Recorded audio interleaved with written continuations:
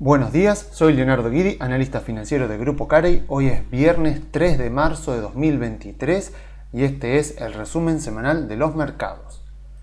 Muy bien, arrancamos por Estados Unidos, donde tuvimos una semana por demás de interesante, donde vemos que entre el jueves y hoy el Standard & Poor's recuperó bastante de lo que cayó en las últimas semanas, y es muy interesante porque esta semana, si miramos las tasas también, vemos que las tasas largas no subieron tanto, subieron más bien las tasas cortas, lo cual tiene sentido porque esto refleja como que el mercado está descontando que efectivamente la Reserva Federal va a subir al menos una vez más las tasas de interés, y por lo tanto la tasa a 3 meses tendría que irse tarde o temprano al 5%, descontando esa suba que eventualmente vendrá, tal vez no en la próxima reunión, pero sí ya dentro de 2 reuniones. Pero si vemos, por ejemplo, lo de ayer, tenemos en rojo es la semana pasada, el viernes pasado, y en azul lo de esta semana. Vemos ayer que la tasa a 10 años ayer llegó al 4,08, había superado el 4%, y aún así, a pesar de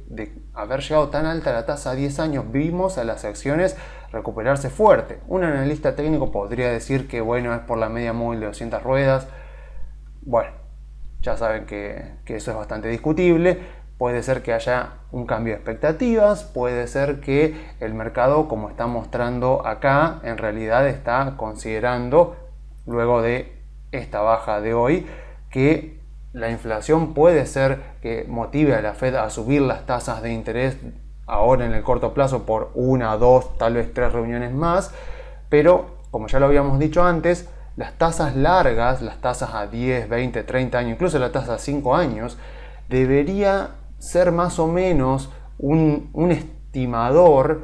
de cuánto el mercado considera que crecerá la economía de Estados Unidos promedio por año en términos nominales, o sea, incorporando a la inflación,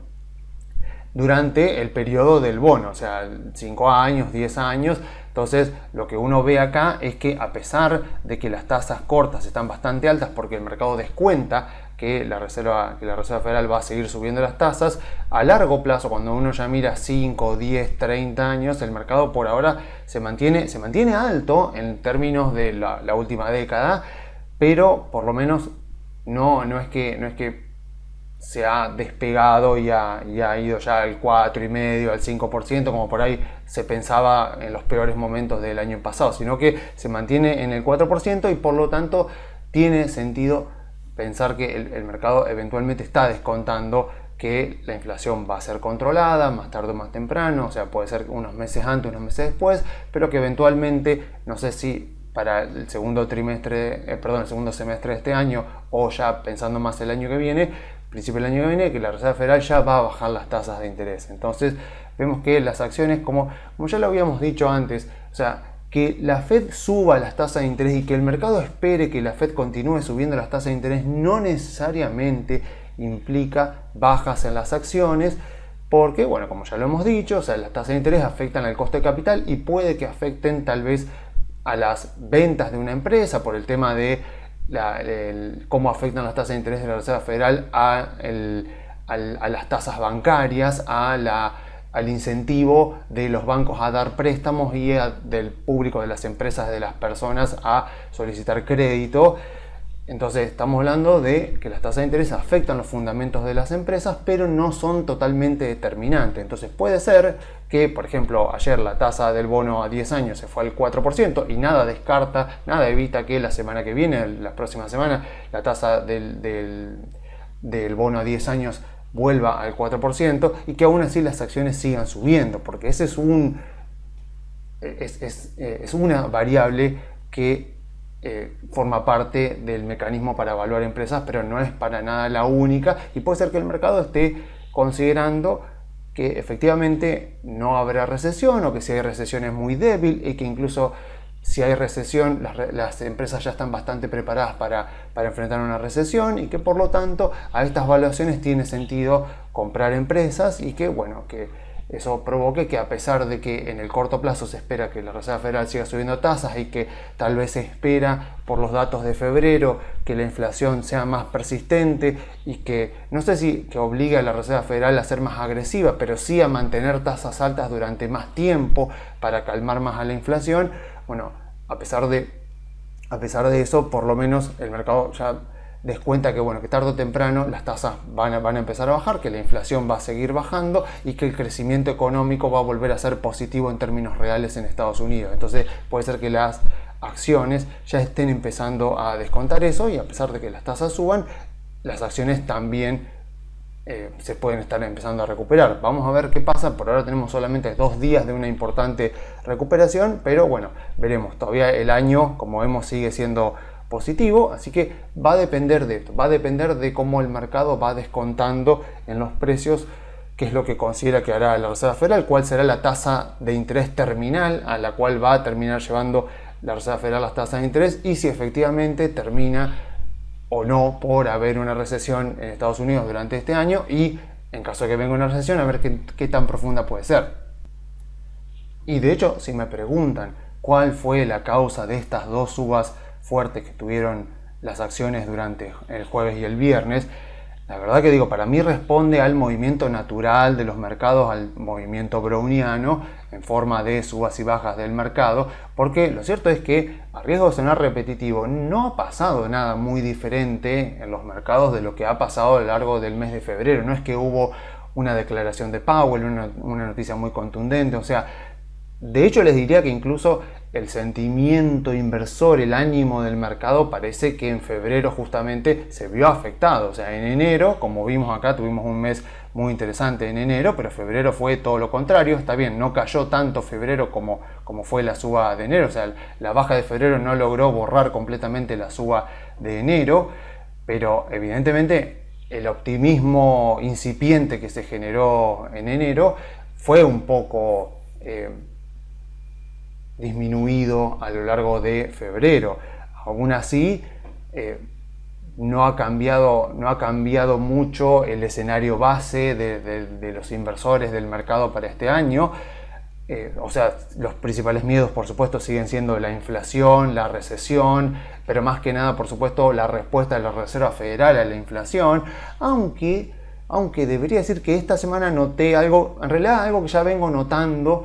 en semanas anteriores, pero que esta semana recién lo vi plasmado en un artículo de un medio importante como el Wall Street Journal, donde empiezan a hablar del tema de las valuaciones. O sea, y obviamente cuando digo valuaciones, entiéndanme que no estoy diciendo de periodistas que hacen descuento de flujo de fondos, ni al menos como Damodaran cuando evalúa el índice Standard & Poor's que utiliza un descuento de dividendos, un modelo de dividendos descontados. O sea, nada de eso. Cuando digo que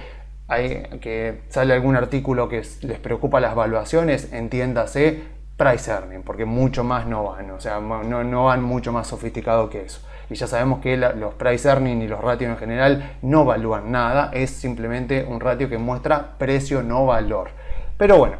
salen estos artículos y llaman la atención. Esta semana, ¿cuándo fue? El 24, me parece que fue, el 24 de febrero, no, el 27 de febrero, salió este artículo que marcaba como diciendo, bueno, historia del mercado 101, como diciendo historia de mercado de primer año de universidad, o sea, historia básica de mercado, es tiempo para comprar bonos. Entonces, este periodista en el Wall Street Journal lo que decía era que era tiempo para comprar bonos y no para comprar acciones. ¿Por qué? Bueno, arranca de una manera donde ya es como que yo ya me tiendo a poner en contra cuando arranco y ya empiezo a ver que el periodista empieza a hacer una comparación de lo que pasa ahora con lo que pasó en la década de los 70 y de los 80, porque ya lo he explicado, no tengo problema en volver a explicarlo. Este contexto inflacionario es muy diferente del contexto inflacionario de la década de los 70. Si tenemos que comparar este contexto inflacionario justamente para entender a ver si tenemos razones para creer que la inflación va a seguir siendo persistente o que efectivamente va a la baja y va a seguir bajando, lo que tenemos que hacer es comparar este contexto inflacionario más bien con la década de 1940, porque se parece mucho más a eso. O sea, si yo comparo, a ver, vamos a ver por ejemplo algún gráfico. A ver, como ya lo hemos explicado muchas veces, existen dos medidas de base monetaria. Tenemos la base monetaria pura, que serían los billetes y monedas, y las reservas bancarias, o sea, digamos lo que está en el pasivo del Banco Central. En este caso sería la Reserva Federal. No es lo único que hay también una cuenta de la Reserva Federal con el Tesoro de Estados Unidos. La vamos a descartar, vamos a simplificar y vamos a decir, en la base monetaria en sentido más rústico está los billetes y monedas, y están las reservas bancarias, los encajes, lo que acá se le llaman los encajes bancarios. Después está la base monetaria en sentido más amplio, que es lo que conocemos como la M2, donde se incorporan a los billetes y monedas, no tiene en cuenta las reservas bancarias, pero tiene en cuenta los depósitos a la vista, las cuentas corrientes, las cajas de ahorro. Entonces, tenemos que diferenciar si la inflación se está produciendo por creación primaria de dinero, que afecta a la base monetaria en sentido más básico, más rústico, podríamos decir, la base monetaria, la que está en el pasivo de la Reserva Federal, o si es una creación de dinero que está afectando a la base monetaria amplia, porque las expectativas que podemos tener y la forma de combatir esa inflación son diferentes. O sea, si yo miro esto, miro fuentes de creación de broad money. Cuando dicen broad money es la M2, es la base monetaria en sentido amplio.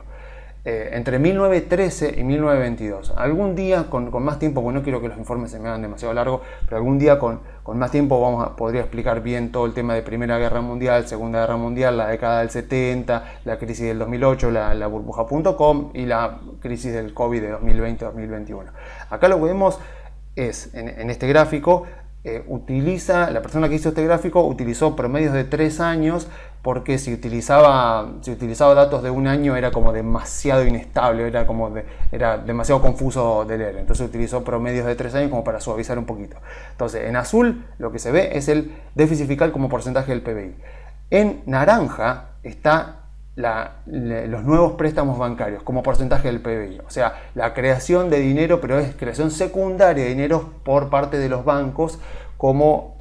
resultado del sistema de reserva fraccionaria, que ya hemos explicado varias veces en estos informes. Y en gris está el crecimiento de la base monetaria como porcentaje del PBI. Entonces acá podemos detectar varias diferencias. O sea, si yo me fijo 2021, 2022, o sea, entre 2020 y 2022, lo que vemos acá es creación primaria de dinero. O sea, vemos que justamente lo que ocurrió es, al igual que ocurre en la Primera Guerra Mundial y en la Segunda Guerra Mundial con la crisis del COVID, lo que vemos es que el gobierno se encuentra en una situación donde tiene que financiarse, o sea, tiene que emitir una gran cantidad de bonos del tesoro porque tiene que afrontar muchos gastos. En los casos anteriores fue por la Primera y la Segunda Guerra Mundial,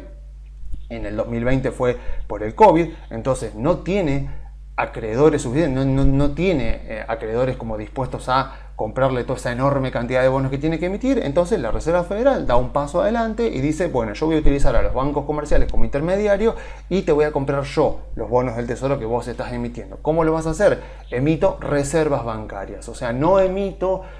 dinero. O sea, es muy técnico para explicarlo, pero la idea es, yo no voy a emitir dinero, dólares así que uno puede tener en su caja de ahorro, sino lo que voy a emitir son reservas bancarias. Se las voy a mandar a los bancos para que los bancos las tengan en el activo, y los bancos, a cambio de esas reservas bancarias, me van a dar bonos del tesoro. Entonces la Fed utiliza a los bancos comerciales como puente para financiar al tesoro de Estados Unidos. Eso es creación primaria de dinero, porque es la Reserva Federal creando, no crea dinero de la nada en el sentido de billetes y monedas, sino que lo que crea son reservas bancarias de la nada, y con eso financia al Tesoro de Estados Unidos. ¿Cuál es la cuestión? De que obviamente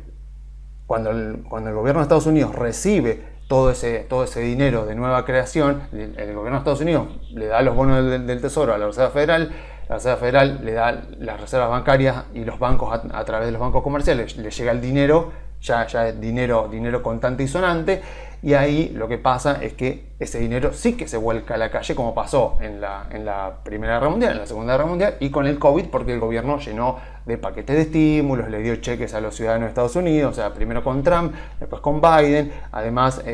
aumentó el seguro de desempleo, o sea, aumentó las ayudas a las empresas. Bueno, algo, o sea, parecido obviamente con lo que sucedió acá, pero obviamente en una escala mucho más amplia y hecho de una manera un poco más ordenada. Pero básicamente fue dinero de nueva creación que surgió como necesidad de un financiamiento que necesitaba el gobierno y que, como no tenía acreedores voluntarios, lo que hizo la Reserva Federal es dar un paso adelante y decir, bueno, listo, yo te lo financio. Entonces, por eso vemos un gran aumento en el activo de la Reserva Federal, porque la Reserva Federal, con la creación de reservas, que las reservas van al pasivo, lo que hacía era comprar bonos del tesoro que van al activo de la Reserva Federal, y de esa manera, por eso es que vimos un gran aumento en el activo de la Reserva Federal. Ahora bien, eso es lo que pasó ahora en 2020-2021. Durante la Segunda Guerra Mundial era obvio, o sea, Estados Unidos estaba en guerra, tenía que financiarse. Ahí un poco también la Reserva Federal no solo que financió al gobierno de Estados Unidos, sino que además también lo ayudó a licuar la deuda, y creo que a pesar de que ahora está pasando, pero en menor magnitud, creo que podría seguir sucediendo, como vemos en este momento que la tasa del bono del tesoro, por ejemplo, el bono a 10 años está por debajo de la tasa de inflación. O sea, si nosotros miramos los bonos cortos, ya están más cerca de la tasa de inflación, que está ya llegando, o sea, está bajando, está en 6 y pico, pero lo que vemos es que el gobierno, podríamos decir que en este momento está licuando sus deudas en términos reales. Bueno, en la Segunda Guerra Mundial eso se hizo de manera descarada. O sea, si nos fijamos un poco, a ver si lo tengo el gráfico, creo que hoy no lo tengo. Bueno, si nos fijamos y repasamos un poco la historia, lo que vemos es que la Reserva Federal directamente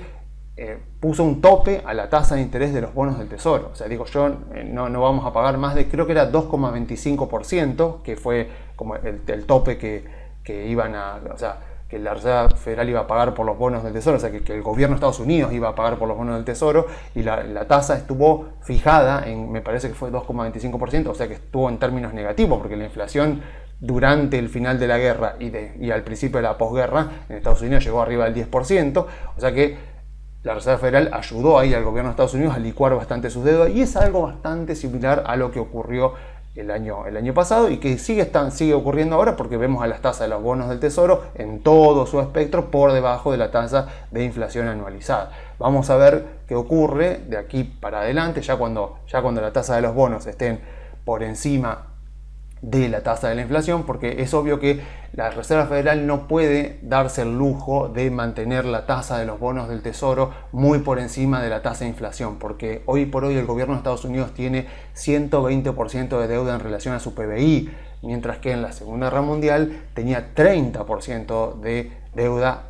en relación a su PBI. O sea que estamos hablando de contextos muy diferentes. La Reserva Federal le puede llegar a provocar un problema de insolvencia bastante grande al gobierno de Estados Unidos si mantiene la tasa de los bonos del tesoro muy alta, porque imagínense que va venciendo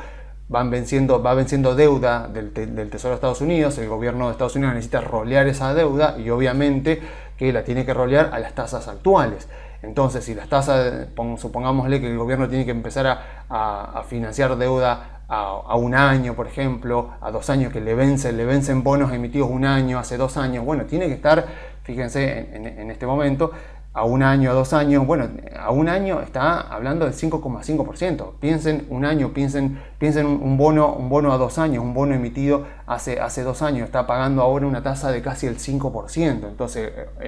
si la Reserva Federal mantiene las tasas demasiado altas, el gobierno de Estados Unidos puede eventualmente tener problemas de financiamiento,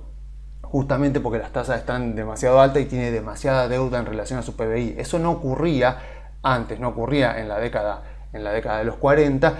y es la principal diferencia que tenemos de aquel contexto con este. Pero si comparo con la década del 70, veo contextos totalmente diferentes. No puedo comparar la inflación de la década del 70 y de los 80, que fue aplacada finalmente por Paul Volcker, aunque también ocurrieron otras cosas, ¿no? Pero principalmente por Paul Volcker, porque en este caso la inflación que estamos viendo es motivo de creación primaria de dinero de la Reserva Federal, y en aquel momento, en la década de los 70, la causa fue la creación secundaria de dinero, o sea, la creación que se hizo a través de un gran aumento en los préstamos bancarios. ¿Qué es lo que vemos acá? Vemos acá en la línea naranja, vemos cómo el dinero de nueva creación, vemos cómo la línea naranja y la línea gris más o menos van juntas, mientras que el déficit del gobierno de Estados Unidos, a pesar de que estaba en ese momento transcurriendo la guerra de Vietnam, no contribuyó demasiado al aumento de la oferta monetaria. O sea que no fue un contexto donde la Reserva Federal tuvo que financiar el gasto militar del gobierno de Estados Unidos. O sea que vemos acá que en la década del 70 y ya al principio de los 80, la principal causa de la inflación fue también, por supuesto, el embargo petrolero. Fueron varias causas, pero principalmente fue la creación secundaria de dinero. Y eso lo vemos acá. Acá en naranja, en este gráfico, tenemos el multiplicador bancario, que se calcula como la M2, o sea, la base monetaria en sentido amplio, o sea, la M2, dividido la monetary base, o sea, la base monetaria, que yo le decía, la del pasivo de la Reserva Federal. O sea, la base monetaria primaria, podríamos decir, y la M2, como para hacer una diferencia que se entienda bien. O sea, si yo divido la M2 sobre la base monetaria en sentido más básico, tengo el multiplicador bancario, porque justamente me muestra este dinero creado por los bancos. Vemos cómo aumentó muchísimo y tuvo su pico ahí, en la década de los 70, principios de los 80. Entonces,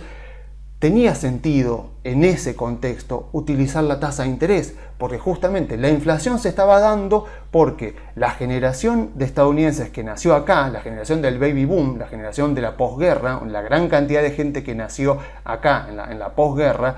acá en la década de los 70 y principios de los 80, estaba llegando a la etapa de la vida de mayor consumo. Recuerden que en aquella época la gente se casaba muy joven, a los 18, 20 años, ya querían comprar casa, querían comprar auto, o sea, ya tenían como, más que nada cuando llegaban a los 20 años, ya tenían como su etapa de mayor consumo. Entonces, como bien sabemos, la inflación es un fenómeno monetario que podría definirse como una cantidad de dinero que crece a un ritmo más rápido que crece la cantidad de bienes y servicios disponibles. Entonces se junta ese dinero que crece a una velocidad mucho más grande que la que crecen los bienes y servicios, y a eso es lo que le decimos inflación. Bueno, eso es lo que pasó en aquel momento. O sea, teníamos una generación muy grande de mucha gente nacida después de la posguerra que llegó a su edad de pico de consumo, empezó a demandar una enorme cantidad de bienes y servicios. Se ve que no había oferta suficiente para abastecerlo. Entonces, ¿qué pasó? Esas personas empezaron a pedir crédito bancario para poder apalancarse, para realizar sus compras. Los bancos, por supuesto, más que felices de dar crédito para aumentar sus ganancias, y hubo una enorme creación secundaria de dinero. Entonces, tenía muchísimo sentido en ese momento parar la inflación a través de la tasa de interés, porque Paul Volcker manda la tasa de interés casi al 20%, arriba del 15%. De esa manera pone el costo de tomar un crédito altísimo, de tomar una hipoteca altísimo. Entonces baja la oferta, porque el problema que había ahí era justamente eso, que había una oferta que era había una oferta que era muy inferior a la demanda. Entonces lo que hace Paul Volcker ahí es enfriar la demanda. Por eso es que induce, digamos, crea una fuerte recesión, que fue lo que se terminó viendo. Pero, o sea, la historia lo recuerda justamente como el presidente de la Reserva Federal, que fue capaz de domar a la inflación, que durante la década de los 70 parecía que iba a ser algo persistente, y encima también estaba alto el desempleo, con lo cual se caía un poco el tema de la curva de Phillips, que decía que justamente si se bajaba, o sea, que hay una relación entre inflación y desempleo, y que para poder mantener el desempleo bajo, podías tener un poco de inflación. Bueno, eso después Milton Friedman lo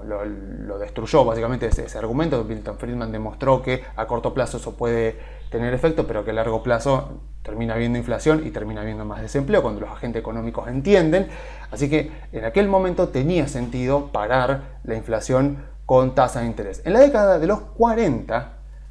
como yo les comentaba, la Reserva Federal mantuvo constante la tasa de interés, y aún así, terminada la Segunda Guerra Mundial, cuando el gasto militar del gobierno de Estados Unidos frenó y terminó todo ese déficit fiscal provocado por el gasto armamentístico, la inflación poco a poco fue retornando a valores normales. Este es el gráfico que les decía recién. Ven cómo acá cuando veo en naranja la tasa de interés de la Reserva Federal, vemos cómo la Reserva Federal hizo un control de tasa de interés, o sea, no dejó que la tasa de interés suba de un determinado valor y de esa manera le permitió al gobierno de Estados Unidos licuar básicamente sus deudas. Después sí, obviamente, cuando ya vemos acá en las barras naranjas, las barras grises, los déficits fiscales del gobierno durante la guerra y cómo después efectivamente bajan, y hay acá un par de años de austeridad fiscal. Vemos acá que hay un par de años de superávit fiscal del gobierno de Estados Unidos que eventualmente también provocaron una recesión de posguerra, pues imagínense que toda la cantidad de soldados que volvieron, empezaron a demandar trabajo, empezaron a demandar servicios y empezó a haber un aumento del desempleo que terminó en una pequeña recesión ahí de la posguerra. Acá en este otro gráfico lo que vemos en naranja es justamente la inflación, o sea, vemos cómo acá la Reserva Federal no hace lo que hizo acá Paul Volcker de subir la tasa de interés a límites, por ejemplo, acá arriba del 15%. Vemos acá cómo la Reserva Federal hace un control de tasa de interés porque no podía dejar subir demasiado la tasa de interés por la enorme cantidad de deuda que había acumulado el gobierno de Estados Unidos. Tenía que hacer que un poco la licúe. Vemos justamente acá en azul también como la base monetaria, o sea, el pasivo de la Reserva Federal, constituido principalmente por los billetes y moneda y la reserva bancaria, vemos acá cómo tiene un gran aumento, porque justamente es creación primaria de dinero que va a financiar el gasto del gobierno. Vemos cómo se vuelve a repetir acá en 2008 y cómo se vuelve a repetir acá en 2020. ¿Por qué en 2008 pasó esto y no hubo inflación? Bueno, porque ese dinero, a diferencia de lo que pasó acá, y a diferencia de lo que pasó acá en 2020, acá en 2008 ese dinero no salió a la calle. Como la crisis de 2008 fue una crisis netamente financiera, lo que hizo la Reserva Federal es crear de la nada reservas bancarias, pero en este caso fue para reconstituir el activo de los bancos que había quedado totalmente dañado porque estaba en gran parte constituido por ejemplo, bonos hipotecarios que terminaron yendo a default y terminaron valiendo nada. Entonces, ¿qué hace la Reserva Federal? Para reconstituir el activo de los bancos, les compra a los bancos los bonos respaldados por hipoteca y a cambio le da reservas bancarias. O sea, le saca un activo tóxico y les da un activo de alta calidad para que después los bancos puedan de esa manera reconstituir su hoja de activos y de esa manera poder respaldar los créditos que eventualmente dan a sus clientes. Entonces acá hubo un gran aumento de la base monetaria de la Reserva Federal, no se trasladó a inflación porque no salió de los bancos. Acá en 2020 y acá en la Segunda Guerra Mundial generó inflación porque justamente fue creación primaria de dinero, pero fue a financiar el gasto del gobierno de Estados Unidos. Vemos justamente que acá no ocurre eso. O sea, vemos que justamente acá lo que hace la Reserva Federal, como el problema fue la creación secundaria de dinero, lo que hizo acá la Reserva Federal, Paul Volcker, es subir la tasa de interés para frenar la creación secundaria de dinero, porque vemos que la base monetaria como porcentaje del PBI va cada vez en descenso. O sea, el problema de la década del 70 y de principios de los 80 no era un problema de creación primaria de dinero como lo es ahora, era un problema de creación secundaria de dinero. Por eso vemos también esto, vemos que acá hubo momentos de picos de inflación importantes que también llegaron incluso cuando vemos la inflación acá en la línea naranja, vemos que durante la Segunda Guerra Mundial, finales de la Segunda Guerra Mundial, incluso la inflación por momentos llegó a ser más alta que en la década de los 70, pero después rápidamente bajó y no requirió que la Reserva Federal, como vemos acá, suba las tasas de interés. ¿Por qué? Bueno, porque justamente era un problema de que se había creado mucho dinero de la nada para financiar el gasto del gobierno de Estados Unidos. Entonces, cuando se termina el gasto militar del gobierno de Estados Unidos, se termina esa creación primaria de dinero, la Fed deja de crear reservas bancarias para de esa manera financiar los bonos del tesoro, digamos la emisión de deuda del gobierno de Estados Unidos. Después ese dinero obviamente tarde o temprano ya termina trasladándose a la economía, afecta a los precios. Obviamente después no es que termina habiendo una deflación, sino que la tasa de inflación se estabiliza, o sea, la economía es como que pega un salto y o sea, se empieza a operar ya en niveles de precios más altos, pero la aceleración de la inflación se termina, la inflación vuelve a valores normales y la economía vuelve a recuperar su curso, pero a valores nominales más altos que lo que había antes del inicio de la guerra y antes de que la Fed tuviera que financiar al gobierno de Estados Unidos. Ahora estamos en algo similar a eso, o sea, el gobierno, primero con Trump y después con Biden, tuvo que emitir una enorme cantidad de bonos del Tesoro para financiar los programas de ayuda del COVID que todos conocemos. Bueno, eso ya se terminó, ya los programas ya no están más vigentes, algunos puede ser que quede, pero vimos la semana pasada que la M2 la M2 su evolución interanual era en este momento negativa, o sea que la M2, o sea la base monetaria en sentido amplio, durante 2022 se mantuvo estable e incluso decreció un poco. Entonces, si tenemos en cuenta eso y miramos lo que pasó, pero no en la década del 70, sino en la década del 40, lo que vemos es que tenemos fundamentos muy fuertes para considerar que la inflación va a seguir bajando. Puede ser que haya algún repuntecito, algo, todo, pero al no estar esa creación primaria de dinero por parte de la Reserva Federal, al no haber aumentado la cantidad de préstamos de una manera exorbitante, como que podríamos decir, bueno, pero ahora la inflación va a aumentar por creación secundaria de dinero, eso no ha pasado. Bueno, lo que tenemos que concluir sensatamente es que, bueno, a lo largo de este año, a medida que todo ese dinero de nueva creación de 2020-2021 termine ya de trasladarse a la economía, a los bienes y servicios de la economía de Estados Unidos, a medida que eso vaya transcurriendo, bueno, la inflación, la tasa de variación intermensual e interanual de la inflación de Estados Unidos va a terminar convergiendo por pura lógica a los valores promedio históricos. Mi único miedo en este momento es la cantidad enorme de deuda que tiene el Tesoro de Estados Unidos, porque, repito, en aquel momento, en la década del 40, era del 30% del PBI, ahora es 120%. Entonces, no siempre subir la tasa de inflación te calma la inflación, porque si el gobierno tiene una enorme cantidad de deuda en relación a su PBI y necesita seguir roleando esa deuda, si la Reserva Federal le sube las tasas de interés y obliga al Tesoro de Estados Unidos a refinanciar la deuda que vence a tasas más altas que las que tenían los bonos que estaban venciendo, va a terminar generándole una espiral de deuda que podría generar eventualmente que el gobierno de Estados Unidos termine siendo insolvente. Obviamente eso no va a pasar, porque antes de eso, o sea, ¿qué podría pasar en esos casos? Que el gobierno de Estados Unidos defaultee, nadie está considerando eso. Que el gobierno de Estados Unidos devalúe su moneda, como fue más o menos en la década del 70, o sea, cuando el dólar después se termina depreciando, o sea, cuando el patrón, ¿se acuerdan que en la década del 70 estaba el patrón oro vigente? Nixon saca a Estados Unidos del patrón oro y bueno, eso provoca una devaluación del dólar con respecto a bienes y servicios. O uno podría pensar, bueno, la Reserva Federal podría volver a hacer lo que hizo en la década del 40 y que de hecho está haciendo ahora, que es licuar la deuda del Tesoro de Estados Unidos. O sea, que la tasa de los bonos del Tesoro a los cuales se financia el gobierno de Estados Unidos esté persistentemente por debajo de la tasa de inflación.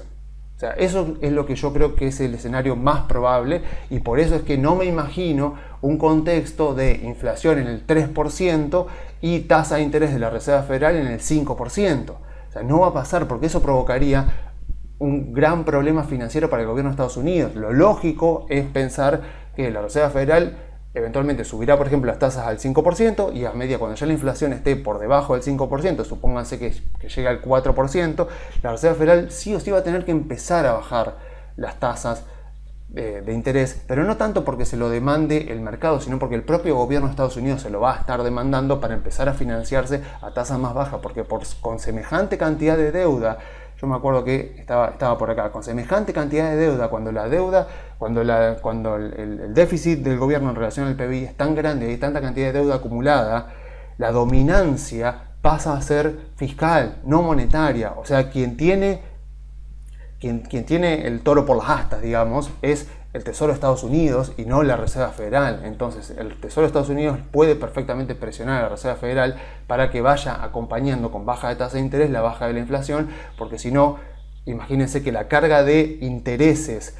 de deuda para el gobierno de Estados Unidos como porcentaje no solo del PBI, sino como porcentaje de sus ingresos fiscales, porque no nos olvidemos que el gobierno de Estados Unidos se financia a través de impuestos como cualquier gobierno del mundo, eso va a aumentar muchísimo. O sea, cuando yo miro en este momento el porcentaje de los ingresos del gobierno de Estados Unidos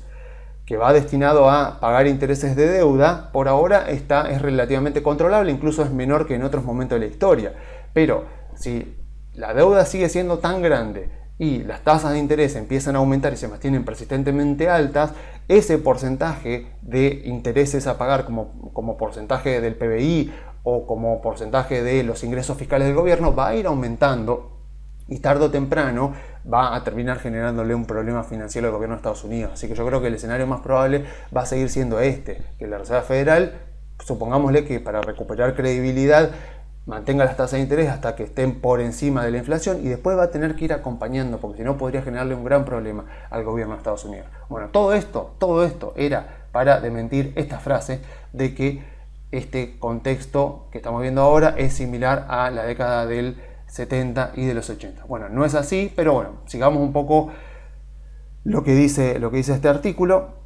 Dice que tanto en 1973 como en 1980 a las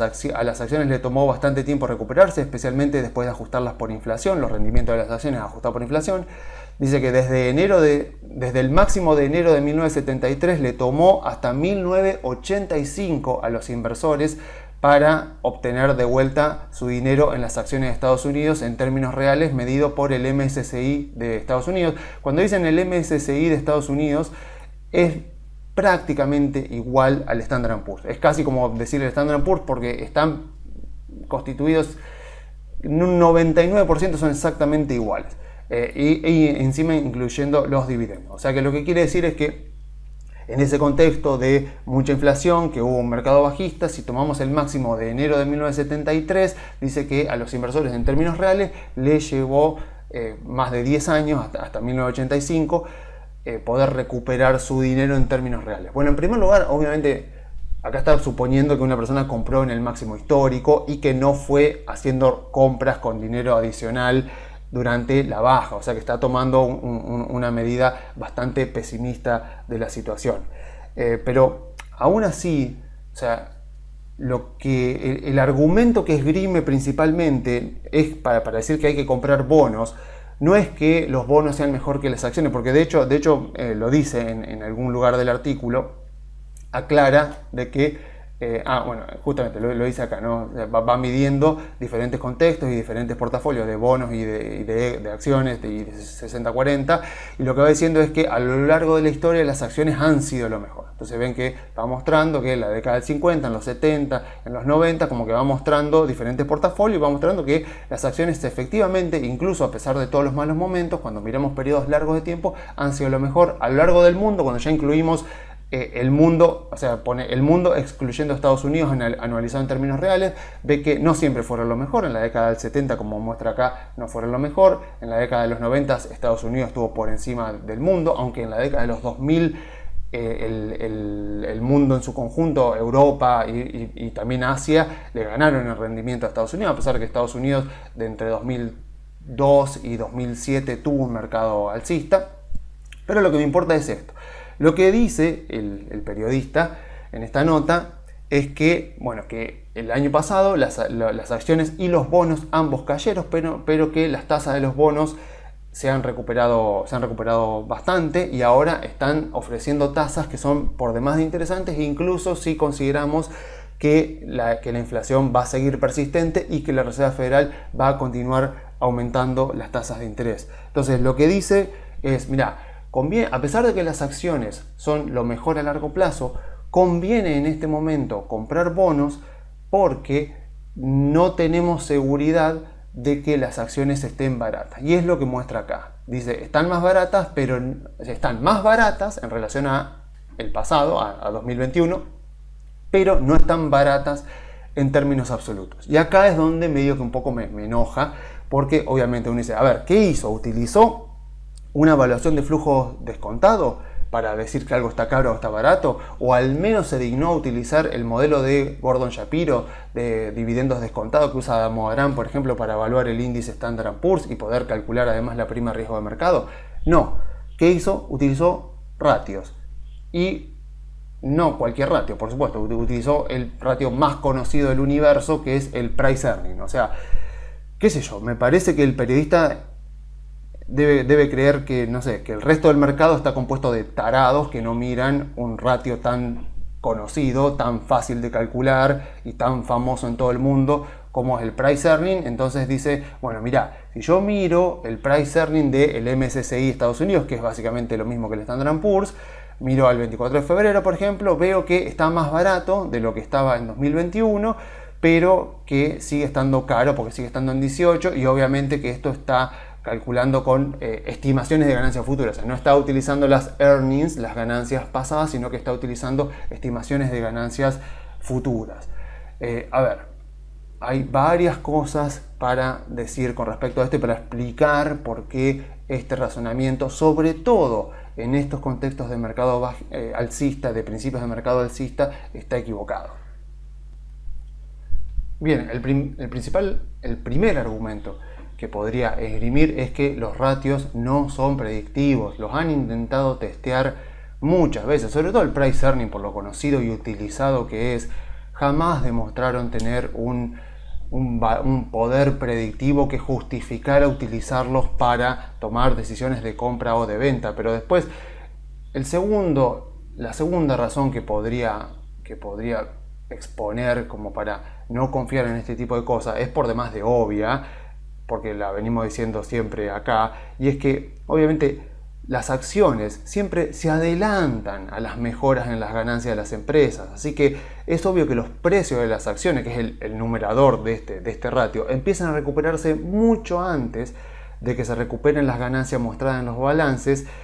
Y a esto, por supuesto, también hay que agregarle que al principio de los mercados alcistas está ese factor adicional de que el sentimiento negativo es el que impera en ese momento. O sea, supongámosle, estamos en el inicio de un mercado alcista en este momento. ¿Ustedes ven optimismo? ¿Ustedes creen que la gente está optimista con respecto a invertir en acciones? O sea, no, es todo lo contrario. Es como es como haber invertido en el Standard & Poor's en 2009. O sea, en marzo de 2009 arranca el mercado alcista. O sea, la gente no estaba optimista. O sea, hablaban de una segunda recesión, de una segunda pierna de la crisis. O sea, se habló hasta 2010, creo que recién en 2013 ya como que el común del mercado como que aceptaba que ok, listo, esto efectivamente es un nuevo mercado alcista. O sea que es como que tarda mucho en cambiar, sobre todo cuando el sentimiento inversor es negativo, tarda mucho en volver a ponerse un poco coherente, más equilibrado, y ni que hablar de que el común del mercado se ponga positivo. Entonces, está claro de que ese factor negativo, ese sentimiento, ese humor del mercado tan pesimista, tan negativo, tan escéptico de lo que puede llegar a pasar, sobre todo en este contexto, por ejemplo, donde se espera que la Fed siga subiendo las tasas, donde se teme por una posible recesión. Imagínense que en este contexto las estimaciones de ganancias futuras de las empresas, bueno, van a estar afectadas por el sentimiento imperante y por lo tanto no van a ser estimaciones muy favorables, no van a ser muy optimistas. O sea, obviamente que los analistas en este contexto prefieren pecar de conservadores y no de ilusos optimistas. Entonces las estimaciones de ganancia que pueden llegar a ser los analistas, que son las que después terminan yendo al denominador de este ratio, en este contexto no podemos esperar que sean demasiado optimistas. O sea, lo más normal, lo más coherente, por supuesto, es que traten de mantener el status quo y decir, bueno, el sentimiento es bajista, no vamos a ser muy optimistas. Entonces hay como mucho margen para sorpresas positivas y para que las ganancias vengan mejor que lo esperado. Y obviamente esto es algo también muy recurrente, o sea, no es la primera vez que pasa, es algo que se puede comprobar analizando lo que ha ocurrido en anteriores mercados bajistas, cuando uno veía que la P, o sea, el precio de las acciones se recuperaba mientras que las ganancias, la E, el denominador de este ratio, seguía cayendo incluso por 1 o 2 trimestres consecutivos. O sea, eso lo podemos ver, por ejemplo, acá, por ejemplo. Este es el inicio del mercado alcista de 2009, lo que les comentaba hace un rato. Esto es marzo 2009, o sea, lo que vemos acá en amarillo y en verde es al Standard & Poor's, y en verde, y en amarillo al MSCI World. O sea, el MSCI World en realidad tómenlo como el mundo desarrollado, porque no incluye mercados emergentes. Para eso hay que buscar el MSCI ACWI, que es el que incluye a todos los mercados. Pero acá vemos digamos, a Estados Unidos en verde, y en amarillo vemos al índice de acciones de países desarrollados, podríamos decir, a pesar de que se llame World. Y acá, en el mismo color, pero más suavecito, más clarito, vemos los price earnings. Entonces tenemos acá, a la derecha tenemos los price earnings, y acá tenemos a los índices ajustados todos para que tengan todos medidas equivalentes. ¿Qué es lo que vemos acá? Bueno, vemos esto. Vemos, si comparamos qué es lo que pasó con los índices y qué es lo que pasó con los price earnings, vemos esto. Imagínense acá lo que habrá pasado marzo, abril, mayo, junio, julio, agosto. Imagínense los primeros meses de este mercado alcista que duró 11 años. Miren los price earnings. Miren cómo, claro, como las estimaciones de ganancia. Y esto estamos hablando de forward price earnings, o sea que estoy utilizando la misma medida, el mismo ratio que utiliza acá este periodista. Entonces acá estamos hablando también de forward price earning con las estimaciones que se hicieron en aquel momento, y además incluyendo los dividendos. O sea que esto es total return, o sea que teniendo en cuenta también los dividendos. Fíjense cómo arranca el mercado alcista. Obviamente en aquel momento nadie pensaba que era el mercado alcista, pero miren con qué rapidez despegan los price earning. ¿Por qué? Y porque las previsiones de ganancia eran tremendamente pesimistas y los precios de las acciones, o sea, el numerador de este ratio, se empezaba a recuperar. Entonces, obviamente que esto tenía un despegue enorme. ¿Se imaginan acá la gente que habrá dicho esto está caro, esto está caro, esto está caro, esto está caro, esto está caro? Pasaron los meses y esto está caro, esto está caro, esto está caro, esto está caro, hasta que eventualmente justamente lo que ocurre es que no es que esto está caro, está caro, está caro, sino que las estimaciones de ganancias eran demasiado pesimistas. Incluso en este contexto hubo 2 trimestres más. O sea, acá vemos al Standard & Poor's que hace piso en el primer trimestre, después hubo 2 trimestres más, y recién en el cuarto trimestre las ganancias de las acciones del Standard & Poor's fueron superiores al mismo trimestre del año anterior. Pero también ahí había que hacer la aclaración de que el cuarto trimestre de 2008 fue malísimo, o sea que estaba comparándose contra un valor muy malo, y aún así eso no mató al mercado alcista. Eso no significó, no demostró que los price earnings estaban altos, sino simplemente de que el mercado se estaba adelantando a las previsiones de ganancias, que eran muy pesimistas en aquel momento, y que después el mercado terminó teniendo la razón, porque justamente después las ganancias mejoraron y los price earnings bajaron y volvieron a valores normales. Después, por ejemplo, esto es 2020, perdón, acá estaba hablando de 2009, 2009 es esto que vemos acá, y esto es 2020, esto es el COVID, básicamente. Esto lo que vemos acá es la recuperación del Standard & Poor's del COVID, esto es 2009, vemos acá cómo arranca febrero, marzo 2009, y acá vemos cómo se recuperan los price earnings, y vemos acá efectivamente cómo bajan. O sea, fíjense que acá tuvimos la baja de febrero-marzo 2009, cómo se recupera bien el mercado, bastante en línea el mundo con Estados Unidos, el mundo desarrollado con Estados Unidos. Vemos cómo los price earnings despegan y después se van estabilizando poco a poco. Acá en 2009 lo que vemos es una suba también muy fuerte, y después vemos cómo se cruzan en este gráfico, cómo los price earnings se van estabilizando. Ven cómo se va recuperando el mercado alcista de 2009 y cómo efectivamente los price earnings después se terminan acomodando y vuelven nuevamente a valores normales. Seguramente acá había mucha gente diciendo esto está caro y esto está caro y esto está caro. Donde no pasó eso fue en el mercado de 2002. Acá vemos algo diferente, porque vemos acá cómo las acciones cayeron, pero también caían los price earnings, y los price earnings se recuperaron después de que se recuperaron las acciones, o más o menos en el mismo momento que se recuperaron las acciones. A ver, ¿qué puedo decir que diferencia este gráfico de los anteriores? Que acá lo que ocurrió fue que las acciones en 2000 cayeron por la burbuja.com, pero caían principalmente en el sector tecnológico o los sectores ligados al sector tecnológico. En 2001 estuvo el 11 de septiembre, que generó mucha incertidumbre, pero tampoco es que afectó mucho la economía de Estados Unidos, pero lo que terminó pasando fue que la recesión del 2000, toda la incertidumbre de 2001, terminó destapando el escándalo de Enron principalmente y el de WorldCom. ¿Y qué es lo que pasó? Obviamente esos dos escándalos, esos fraudes financieros, motivaron al Congreso de Estados Unidos a promulgar una ley que se llamó la ley Sarbanes-Oxley, que es una ley que se volvió muy famosa porque aumentó muchísimo las regulaciones para las empresas cotizantes. Entonces fue una ley que no solo afectaba a las empresas, sino que afectaba directamente a las empresas cotizantes y a la información que tenían que revelar al mercado. Entonces fue una ley que afectó directamente a la inversión bursátil. Fue una ley que directamente golpeó y generó incertidumbre no solo en las empresas cotizantes, sino en los inversores, en las personas que invertían en acciones en Estados Unidos. Entonces es como que, bueno, afectó y eso ¿qué provocó? Obviamente que las ganancias de las empresas bajaran por todo lo que estaba pasando, por toda la incertidumbre, pero que no llegaran a recuperarse antes porque todavía estaba la incertidumbre de qué es lo que iba a ocurrir con esa ley, de qué iba a pasar con esa ley. Entonces, como estaba toda esa incertidumbre, eso como que a pesar de que las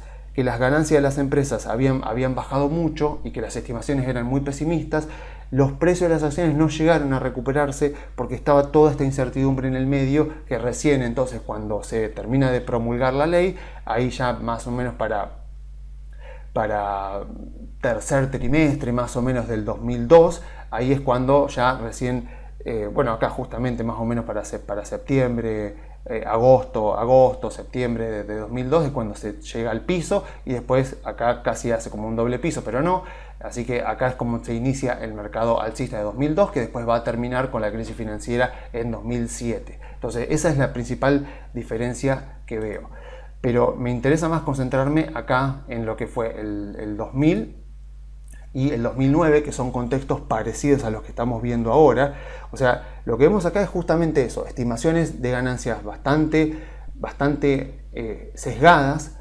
por los balances previos. Los malos balances previos provocaron básicamente un posible sesgo de continuidad. O sea, incentivaba estas situaciones, sobre todo el 2009 y obviamente también lo que fue acá el COVID. Esto incentivaba a los analistas a que sus estimaciones futuras de ganancias sean más bien conservadoras, porque podían considerar que el futuro sería una continuación del pasado. Pero bueno, una vez que el mercado alcista ya está en marcha y comienzan a mejorar los balances de la empresa, lo que puede verse justamente es cómo se estabilizan los price earnings, que es lo que vemos acá y es lo que vemos acá, donde incluso vemos cómo van bajando los price earnings. O sea, no es necesario que los precios de las acciones caigan para que bajen los price earnings. O sea, porque lo que suele ocurrir justamente a principios de los mercados alcistas es que los price earnings terminan cayendo cuando la E sube, cuando las ganancias de las empresas suben, y más que compensan en términos proporcionales la suba previa que tuvieron los precios, que tuvo el numerador, justamente porque esa suba de las ganancias había sido previamente descontada por los precios de las acciones que subían en este contexto y en este contexto, cuando todos decían que las acciones estaban caras. No era que las acciones estaban caras, era que los precios de las acciones estaban descontando las ganancias que eventualmente, las mejoras que eventualmente se producirían en las earnings, y eso eventualmente iba a aumentar el denominador e iba a volver a llevar a los price earnings a valores normales. Así que me parece yo que no tenemos razones para creer que tenemos que temer que las acciones estén caras en este momento, porque esto es típico, es como de libro de texto, es lo que normalmente observamos en este tipo de ratios cuando arrancan los mercados alcistas, y es literalmente cómo funcionan los mercados. Justamente los mercados descontando descontando primero en los precios de las acciones lo que eventualmente vamos a terminar viendo en las ganancias de las empresas. E incluso al utilizar price earnings que utilizan estimaciones futuras ocurre lo mismo, porque si utilizáramos ratios, por ejemplo, que mostraran en vez de las earnings futuras las earnings pasadas, estos desfasajes serían bastante más grandes. pero incluso en los que utilizan estimaciones futuras pasa lo mismo, porque estamos en un contexto de sentimiento inversor muy negativo, donde nos afecta el sesgo de continuidad. Muchos analistas que hacen estas estimaciones se van a sentir tentados a no ser muy optimistas con las ganancias, a creer que el futuro, los próximos trimestres van a ser una continuación de lo que han sido los trimestres pasados. O sea, típico comportamiento del sentimiento inversor, de todos los sesgos que nos ocurren cuando invertimos, que eventualmente se terminarán dando vuelta cuando, esperemos que así sea, vengan los balances de las empresas y terminen mostrando que la recuperación es mejor a lo esperado. Entonces, como para concluir la parte de Estados Unidos, a ver, lo que más quiero decir es que si nuestras razones para no comprar acciones en este momento consisten en decir que los price earnings están muy altos, a ver, yo los invito más bien a que hagamos valuaciones reales de empresas. O sea, si nos interesa una empresa, bueno, busquemos la empresa, analicemos, estudiemos a ver qué es lo que hace la empresa, o sea, en qué industria está, quiénes son los que gestionan la compañía. O sea, miremos la parte cualitativa de la empresa y veamos, o sea, después con los números, si es sensato creer que van a ser capaces de crear valor para los accionistas durante este año. O sea, yo sé que evaluar una empresa es difícil, no solo de la parte cualitativa, sino también la parte cuantitativa. Por eso espero, yo ahora me voy de vacaciones por 2 semanas, así que espero después, ya para la tercera semana, para el 20 y pico de marzo, que ya cuando vuelva podamos empezar, o por lo menos que yo pueda empezar a mostrar valuaciones de empresas reales. Vamos a ver si puedo ya arrancar en el próximo informe con una evaluación, demostrar bien una evaluación real con el Excel, compartir el Excel y mostrar con el último balance presentado por la empresa e ir pasando, tratar de hacer aunque sea uno por mes. Vamos a ver, porque es difícil, o sea, es difícil, es largo, son muchos datos, entonces se entiende. Cuando uno hace una evaluación de una empresa real, agarrando el balance, estudiando la compañía, entiende por qué es lo que menos hace la gente. Y lo que más hace la gente es mirar price earnings, porque la verdad que es complicado y es largo y es tedioso y te podés equivocar, y como está todo entrelazado con todo en el Excel, cuando te equivocas en un número podés hacer cualquiera y bueno, y el valor de la empresa te va a dar cualquier cosa. Entonces, espero poder, ya en el próximo informe, si no, más temprano que tarde lo voy a tratar de agregar, de empezar a agregar valuaciones para que veamos valuaciones reales, para que entendamos, o sea, para que a aquella persona que le interese dar ese paso adicional, no solo mirar empresas de buena calidad, porque perfectamente uno puede invertir tratando de ver empresas, encontrando empresas de buena calidad, sin necesariamente hacer un flujo de fondos descontados, que sería lo ideal, por supuesto, pero si uno busca buenas compañías, bien gestionadas, con ventajas competitivas, con barreras de entradas, con formas que tiene la empresa para expandir su mercado, que estén en industrias que están creciendo. Bueno, solo con analizar esa parte cualitativa ya tiene gran parte del trabajo hecho. Después está bueno poner eso en un Excel para ponerle un número y decir, bueno, por arriba de este valor la empresa la considero que está cara, por debajo de este valor la considero que está muy barata, en este rango de valores considero que está bien valuada, para de esa manera ponerle un número a todo el análisis cualitativo que estemos haciendo. Porque lo que nos permite eso, por supuesto, es operar con información, invertir con información que muy pocos en el mercado tienen, porque muy pocos están dispuestos a hacer ese trabajo tan arduo muchas veces, que una vez que uno le agarra la mano ya se hace más fácil, pero al principio cuesta y cuesta bastante, sobre todo cuando uno se enfrenta al Excel y ve que es algo de nunca acabar, que va cargando datos y no termina nunca. Pero claro, lo que hace eso es, por supuesto, evitar que quedemos presos de circunstancias de manada, digamos, de momentos de manada, ya sea de euforia o de pánico. Y por supuesto que no nos dejemos llevar para invertir a través de atajos, porque básicamente un price earning, como cualquier otro ratio, es un atajo. Y como un atajo, como atajo como tal, es un condensador de información. Y al ser un condensador, un sintetizador de información, hay mucha información que deja fuera. y justamente esa información que deja fuera es la que nos puede terminar dando una ventaja comparativa con respecto a otros inversores. Por ejemplo, en este contexto, decir, mira, los price earnings suelen subir mucho antes durante el inicio de los mercados alcistas, así que yo me busco una buena compañía y aprovecho ahora porque sé que esto ya ha pasado antes, entonces ahí digamos que estoy un poco actuando con información que muchos no están teniendo en cuenta en este momento y tengo una ventaja comparativa. Entonces siempre tengamos en cuenta eso, o sea, los ratios son fáciles de calcular, son fáciles de interpretar, están fácilmente disponibles al alcance de todos, así que es muy difícil que una persona que utiliza ratios y solamente ratios, porque los ratios son perfectamente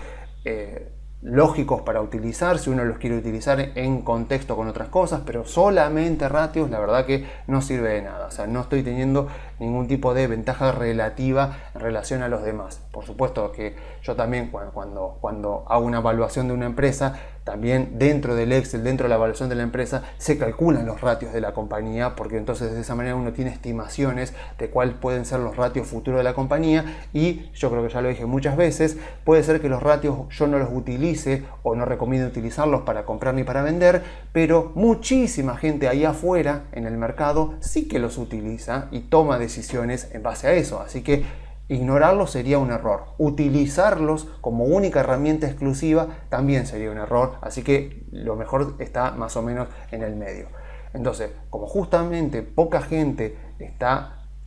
dispuesta a analizar la parte cualitativa de las compañías, enterarse bien de qué hacen la compañía, cómo se puede proteger de la competencia, cuánto mercado potencial tiene, qué está pasando con su industria, si hay algún tipo de amenaza de disrupción, o sea, todos los riesgos que puede tener la compañía, si está bien gestionada, si el gerente es una persona coherente, si el gerente es el fundador, lo cual es un gran plus para invertir en una compañía, o sea, todo eso nos puede terminar dando una ventaja sobre los demás. Por supuesto que no es garantía de éxito, pero nos aumenta las chances de no quedar comprados en una empresa que está muy cara en un contexto de euforia y tampoco salir a malvender una buena empresa en un contexto de pánico. Entonces nos evita por lo menos ese tipo de sentimientos de manada. Así que esto ha sido Estados Unidos por hoy. De Argentina, sinceramente, no tengo mucho para decir porque volvemos a lo que decía, no ha pasado demasiado. Vemos en Argentina, vemos que los bonos del Tesoro de Estados Unidos están afectando bastante a los bonos argentinos, aunque como saben que los bonos argentinos son bonos de frontera, hiperreaccionan a movimientos de los bonos del Tesoro de Estados Unidos, pero vemos que en las acciones no ha pasado demasiado. O sea, seguimos en esta toma de ganancia, en este momento de pausa, podríamos decir, luego de toda la suba que hubo entre diciembre y enero. O sea, el mercado claramente está descontando que va a venir algún tipo de cambio, o sea, que vamos a girar eventualmente a algún contexto más promercado, más amigable con el sector financiero, o sea, más amigable con el exterior. O sea, más o menos el mercado viene descontando eso, pero por supuesto, como todavía hay mucha información que no ha sido descontada en los precios, no sabemos los candidatos, no sabemos, bueno, eso es lo principal, no sabemos los candidatos ya, eso ya es re importante, tampoco vemos encuestas, pero todavía son muy preliminares, o sea, hay muchos hechos que van a influir en los precios de las acciones que todavía no han ocurrido, así que es normal que las acciones como que se hayan tomado este momento de pausa. En algunos casos hay algunas que han continuado subiendo un poquito, otras que han caído, pero más o menos están todas en el mismo régimen de movimiento, podríamos decir. Y bueno, tengamos en cuenta esto, o sea, si de vuelta, ¿no? Si consideramos que este va a ser un año donde la oposición, sea cual sea, tiene la mayor probabilidad de ganar las elecciones y que le guste o no le guste al próximo presidente, quiera hacerlo o no quiera hacerlo, va a tener que hacer un plan de estabilización porque no se puede vivir con inflación del 100% anual y va a tener que hacer algo con la deuda del Banco Central, el déficit cuasi fiscal con las LELIQs, porque esa bomba ya no puede seguir creciendo. Si tenemos en cuenta que el próximo presidente va a tener que hacer eso, bueno, es momento para aprovechar las acciones argentinas siempre y cuando estemos dispuestos a asumir un alto riesgo, quiere decir alta volatilidad en el valor de nuestro portafolio y posibilidad de que esto salga mal, que no sé por qué razón el oficialismo termine ganando las elecciones. Ya les digo, es el escenario muy poco probable, pero no podemos descartarlo. Así que Si uno está dispuesto, bueno, sé que ese escenario puede pasar y asumo el riesgo, a pesar de que sé que es lo menos probable. Sé que me tengo que aguantar mucha volatilidad porque las acciones argentinas son muy volátiles y más volátiles se van a poner a medida que empiece el driver político a ser cada vez más protagonista, más llegando a abril en adelante. Si yo sé todo eso y estoy también con mi expectativa de que de los drivers que, como ya hemos visto en informes anteriores, de los drivers que determinan el valor de las acciones, creo que el costo de capital de las empresas argentinas va a bajar muchísimo, porque va a bajar muchísimo el riesgo país. Eso es un aliciente enorme a las acciones argentinas, como hemos visto en la correlación que hay entre el riesgo país y las acciones argentinas. Y si además creo justamente que van a venir ajustes tarifarios, cambios de regulaciones, que van a impulsar los ingresos de empresas energéticas, empresas de servicios, bueno, ahí es donde tengo que ir colocando mi dinero porque tengo un potencial muy grande de ganancia, a pesar de que también estoy asumiendo un gran riesgo como los que he comentado. Entonces, tengamos en cuenta que cuanto más nos dejemos estar, si estamos dudando un poquito, bueno, vamos a esperar, no sé qué estamos esperando, porque si ese escenario ya lo estamos considerando y muchos lo están considerando, es un buen momento para aprovechar a comprar acciones argentinas, porque arranca marzo, arranca ya la cosecha del campo, ahí se va a empezar a incorporar bastante más información con respecto a la solvencia del Banco Central, la cantidad de reservas que va a tener este gobierno como para defender el tipo de cambio, que es su principal objetivo por lo que ha mostrado Massa durante estos meses. Vamos a ver la capacidad que tiene también para rolear deuda. Entonces, a medida que esa información se vaya incorporando a los precios, puede ser que el piso de las acciones argentinas momentáneo lo estemos viendo y cuando queramos comprar por haber esperado mucho, terminemos comprando a precios más altos. Así que tengamos en cuenta, porque si eventualmente la cosa termina bien, que la oposición gana las elecciones y las acciones argentinas suben, las ganancias pueden ser 100, 200, 300%, en algunos casos 500%, y no va a haber mucha diferencia si compré ahora o compré 5% más abajo o 5% más arriba o 15 o 20, o sea, no va a haber tanta diferencia si el resultado final que yo espero que puedo llegar a tener es 100, 200, 300% en dólares. Así que sería una picardía que nos dejemos estar demasiado por andar especulando mucho cuando potencialmente la ganancia puede llegar a ser muy buena de todas maneras. Comprando ahora, compro y bajó una semana más, no pasa nada. O sea, el rendimiento final que voy a tener termina siendo bastante bueno de todas maneras. Entonces, pensemos más bien en el escenario que creemos que es el más probable. Pensemos en cuáles son las acciones que creemos que más potencial tienen de suba, que lo hemos visto en informes anteriores, incluso las he nombrado. Y aprovechemos, si estamos dispuestos a asumir el riesgo, a comprar ya a estos valores,